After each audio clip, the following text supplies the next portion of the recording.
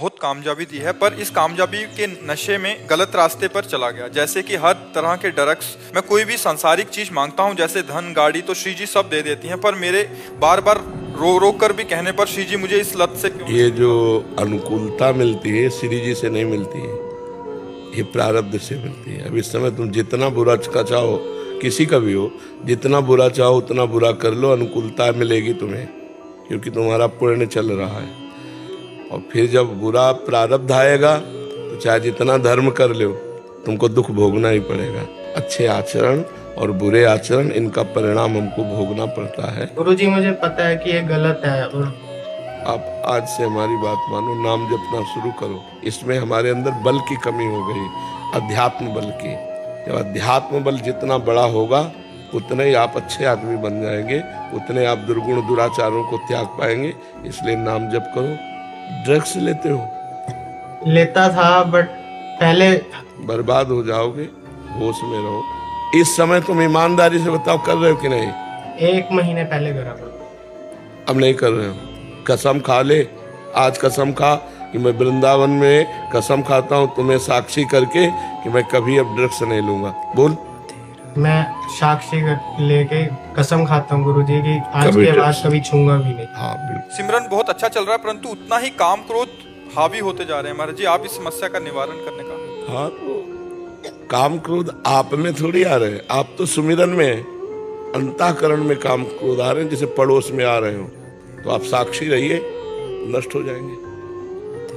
आ नहीं रहे हैं, तुम्हारे मन रूपी चिप में पहले से मैसेज आए उनके, वो डिलीट हो रहे हैं। अब जब सुमिरन में बैठोगे ना तो उस समय ज्यादा आएंगे, देखना।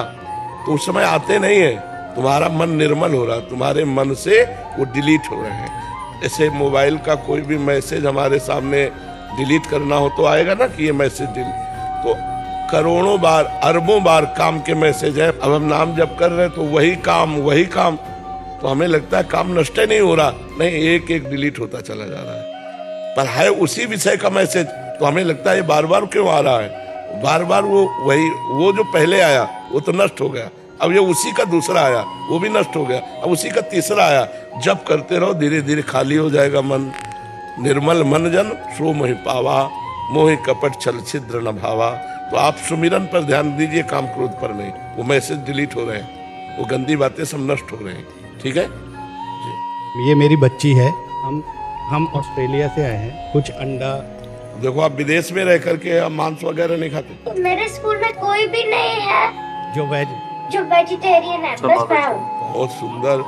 एक्चुअल में क्या है कि जहाँ मतलब उस देश में, जैसे महाराज जी ने बोला, बहुत मुश्किल है बच्चों के लिए, क्योंकि जैसे इसकी क्लास में ये अकेली है जो नई मांस और अंडे का सेवन करती, तो मतलब ये सबसे अलग पाई गई ना। वहाँ उनको तो लगता है तुम गलत कर रहे हो। ये बच्ची ईयर 1 में है, तो ये हर दिन आके मुझे या इसकी माता जी को रोज कोई ना कोई प्रश्न होता है कि मुझे क्लास में ये बोला गया कि क्या ये सही है या गलत है। तो इसके माता जी जितना हमें ज्ञान है इसको समझाते हैं कि हमारे संस्कारों में ये सब सही नहीं है।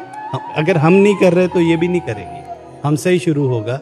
बाहर तो घिया की सब्जी, तरोई की सब्जी, परवल की सब्जी और मूंग की दाल, अरहर की दाल, रोटी और 50 ग्राम घी देसी, किसी गौशाला से मिलके अगर देसी खाओ, अभी देखो महीना भर में आप स्वस्थ हो जाओगे। सही भोजन हो और भगवान का भजन हो, सब शांति। जब वृंदावन में आए थे, एक व्यक्ति का परिचय नहीं, एक पैसा नहीं, 1 इंच जगह नहीं, कैसे कुछ।